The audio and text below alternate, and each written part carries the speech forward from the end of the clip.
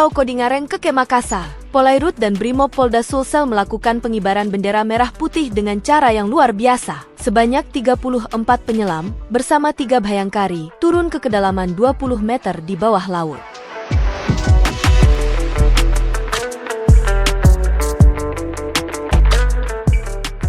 Dipimpin Dirpolairut Polda Sulsel, Kombes Pol Pitoyo Agung Yuwono, mereka membentuk formasi angka 80, melambangkan usia kemerdekaan Republik Indonesia.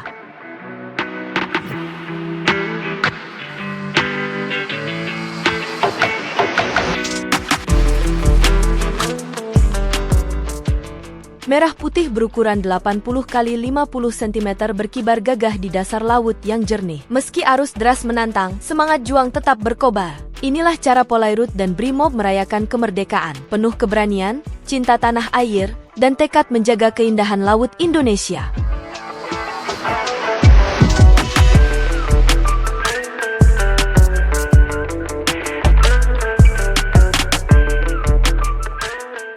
Tadi pengibaran angka 80, kemudian kita berbaris menuju ke kedalaman 15-20 meter.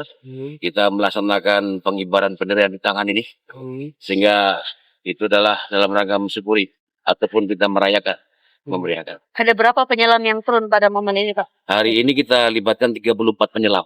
34 penyelam. Ya. Termasuk dari bayangkari juga. Ya, kebetulan ada bayangkari, 3 bayangkari itu menjadi gabung dengan tim kita.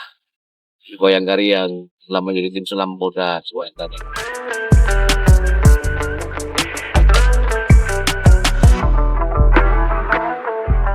Pengibaran bendera merah putih di bawah laut, Polairut dan Brimob Polda Sulsel juga melibatkan instruktur penyelam profesional, yaitu instruktur selam bersertifikat kelas dunia ADSI pada 2011, Didit Darmawan.